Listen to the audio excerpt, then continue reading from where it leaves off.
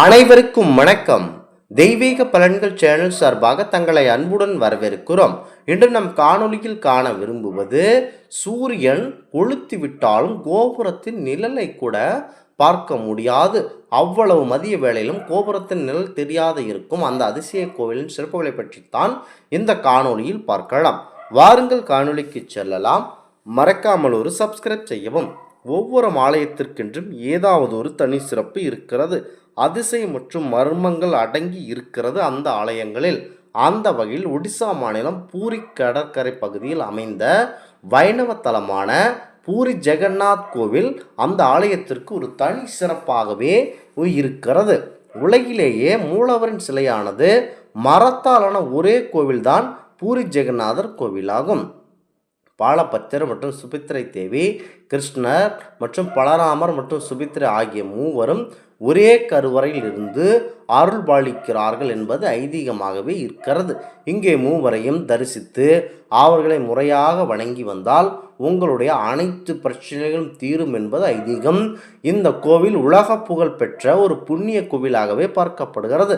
12 ஆண்டுகளுக்கு ஒரு முறை மூலவர் சிலை உரிய சடங்குகளுடன் அதே மரத்தினால் மறு உருவாக்கம் செய்யப்பட்டு மீண்டும் பிரதிஷ்டை செய்யப்படுகிறது. இது வழக்கத்தில் இருக்கிறது. இதன் மூலவர் சிலைகள் முகம் மற்றும் கைகள் மட்டுமே காணும் வகையில் முழுமையடையாமல் இருக்கின்றன. இது முகரு சிறப்பாகும்.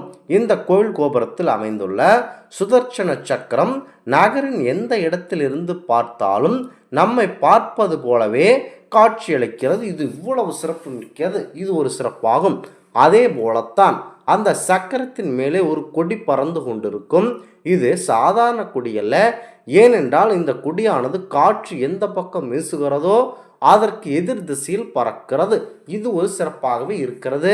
பொதுவாக காலையிலிருந்து மாலை வரையிலான நேரங்கள் காற்று கடலில் இருந்து நிலத்தை நோக்கியும் மாலை முதல் இரவு வரை முழுவதும் நிலத்திலிருந்து கடலை நோக்கியும் வீசும்.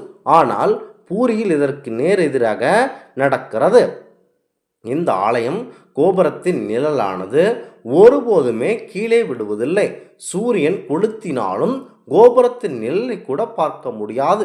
இந்த கோவிலின் மேல் விமானங்களோ அல்லது பறவைகளோ அதன் மேல் பறப்பது இல்லை. இதற்கு இந்த கோவில் சமைக்கப்படும் பிரசாதத்தின் அளவு வருடத்தின் அனைத்து நாட்களிலும் ஒரே அளவாக இருக்கும். ஆனால் பக்தரின் எண்ணிக்கை கூடினாலும் குறைந்தாலும் தயாராகும் பிரசாதம் ஒருபோதும் பக்தர்களுக்கு பற்றாமல் போனதே இல்லை. அதுபோல மீதமும் ஆனதில்லை. அவ்வளவு மிச்சமாக இருக்கிறது. முக்கியமாக ஒருவருக்கு உணவு சமைத்தால் அந்த வீட்டில் இருக்கும் அனைவருக்கும் சேர்த்து சமைப்பார்கள். அது மீதமும் ஆகும் மற்றும் பற்றாமலும் போகலாம். அவ்வாறு இந்த பூரி கோவிலில் கிடையாது.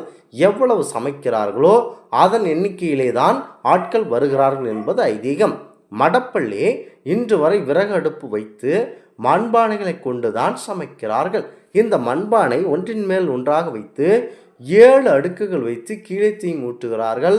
அப்படி சமைக்கும் போது அடியில் உள்ள பானையின் உணவு வேகும் முன் மேலே உச்சியில் உள்ள முதல் பானையில் உணவு வெந்து விடும் அதிசயம் அதிகமாக இருக்கிறது.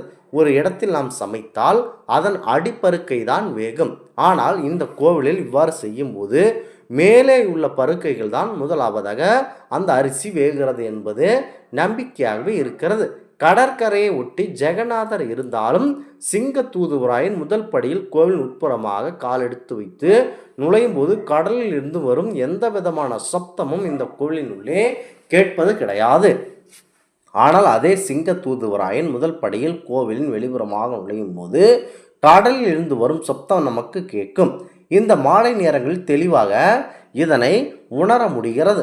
அவ்வளவு பிரசித்தி பெற்ற இந்த கோவிலானது முக்கியமாகவே இருக்கிறது. முக்கியமாக இந்த கோவிலானது ஒடிசா மாநிலம் பூரியில் உள்ள ஜெகநாதர் கோவில் ஆண்டுதோறும் நடைபெறும் ரத யாத்திரை உலக புகழ் பெற்றது. ஜெகநாதரின் 12 யாத்திரைகள் ரத யாத்திரை மிகவும் புனிதமானது மற்றும் பிரபலமானது. மூலவர்களான பாலபத்திரர், பலராமர், அவரின் சகோதரர் ஜெகநாதர் அதாவது கிருஷ்ணர், ஜகோதி, சுபித்ரா ஆகியோர் தனித்தனி தேர்களில் எழுந்தருளி பூரி நகரத்தை யாத்திரை வலம் வந்து பக்தர்களுக்கு அருள் பாலிப்பார்கள்.